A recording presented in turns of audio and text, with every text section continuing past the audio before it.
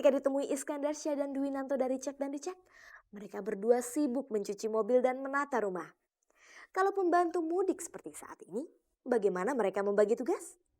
Ya biasanya kalau yang berat kan saya gitu loh. Pokoknya kalau saya hal-hal yang lebih ringan lah, seperti itu saya sukanya bersih-bersih tempat tidurnya sejam sendiri gitu. Terus kamar mandi ya biasanya, terus juga baju-bajunya Vera yang ngelipetin saya. Terus ngurus Vera aja udah.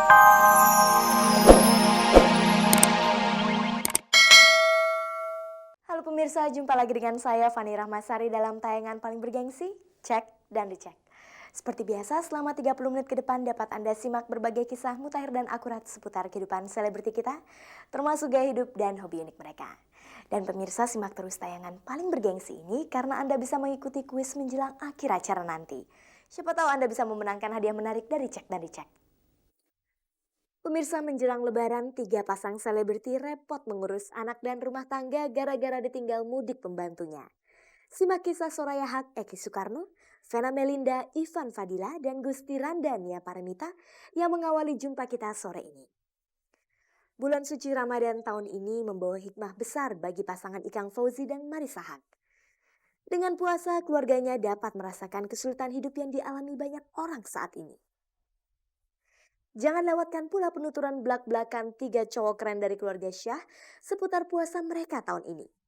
Simak obrolan santai Teddy, Atila dan Atar di studio Cek dan Dicek bersama reporter kami. Seperti biasa menjelang akhir acara, Anda bisa simak berbagai kegiatan selebriti kita seminggu terakhir.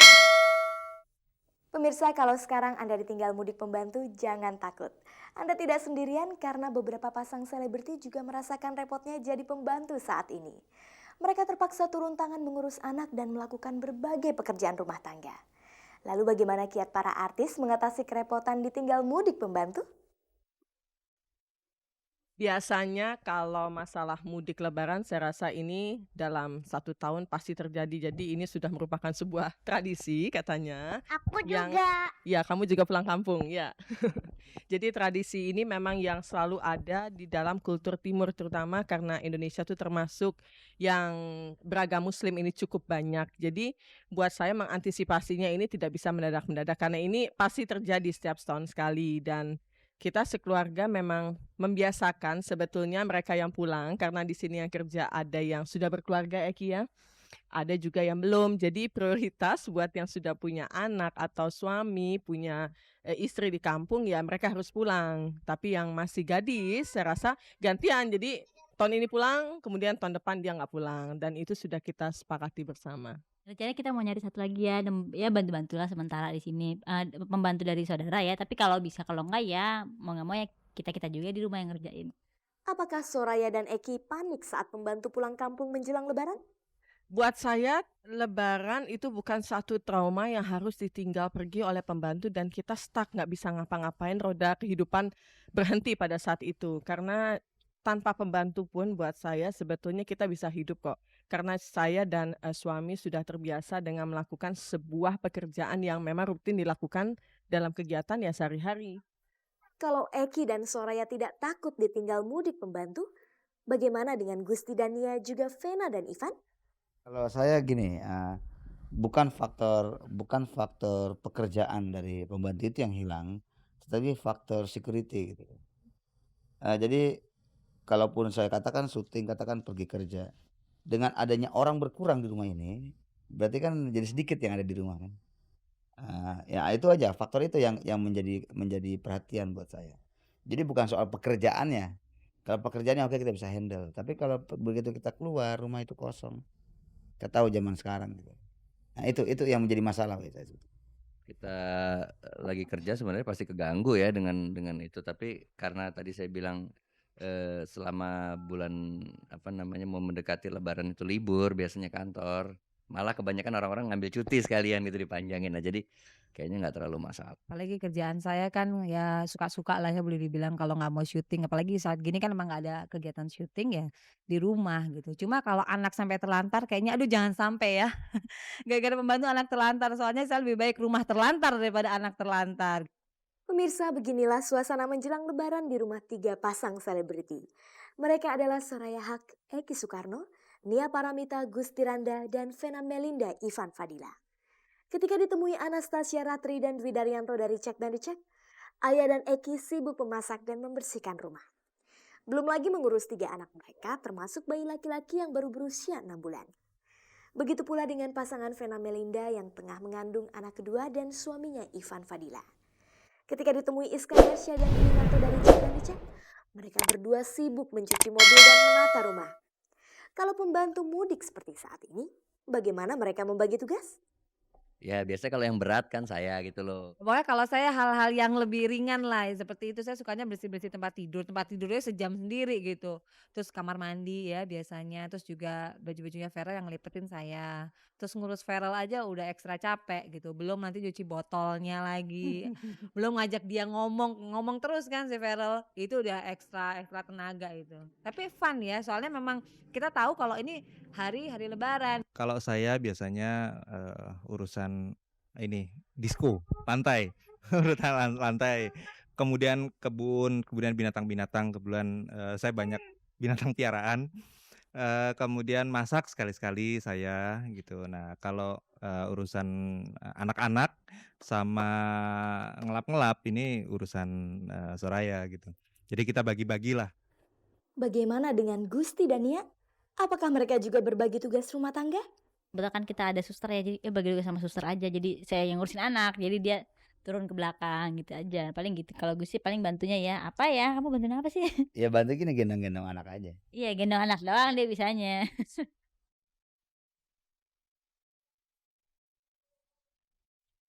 Pemirsa, seperti halnya Anda, para artis juga harus kerepotan ditinggal pembantu yang pulang kampung untuk merayakan Lebaran.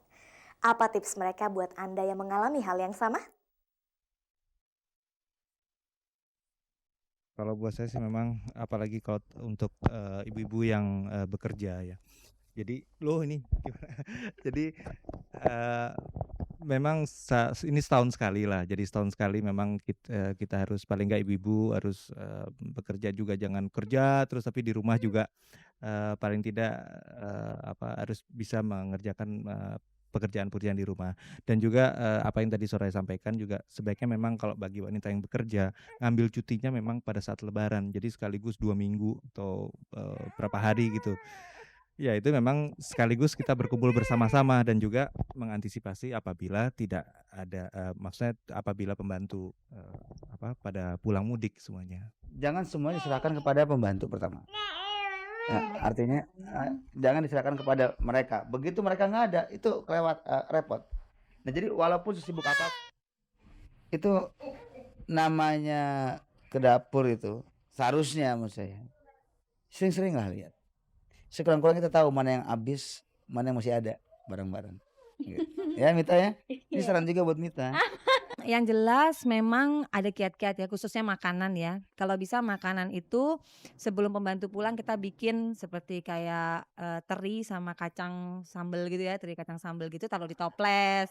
Makanan tahan lama, terus seperti daging yang bisa juga kayak balado gitu ya, di toples. Terus tempe juga potong kecil-kecil yang di bumbu cabai itu, sambal goreng tempe juga. Jadi kita tuh tinggal masak nasi doang sama sayur gitu.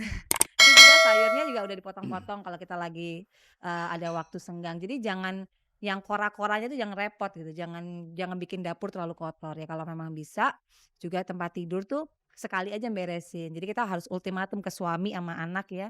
Ini udah saya beresin, jangan diberantakin lagi. Apa hikmahnya ditinggal mudik pembantu? Ya yang jelas kalau saya ngelihat bahwa peran pembantu sekarang udah benar-benar cukup besar andilnya ya, karena dia membantu di saat kita nggak ada, itu bantu bersih. Ada yang biasanya tugas kan dibagi, ada yang bersihin rumah, ada yang jaga anak. Jadi benar-benar mereka helpful gitu loh untuk kita gitu.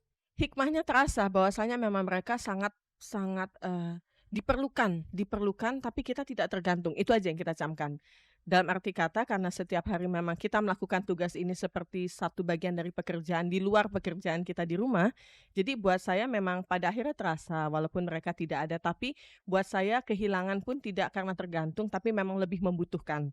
Jadi beda antara tergantung dengan membutuhkan. Jadi ya kalaupun sampai mereka tidak ada, ya salah satunya kita ada berlima nih, anggota keluarganya 5 nih, ada ini kan 5. Jadi satu saat ya masing-masing harus bisa untuk mengambil satu pekerjaan yang ada di dalam rumah tangga ini mungkin. Hikmahnya jadinya kalau dia pulang kita jangan ketergantungan.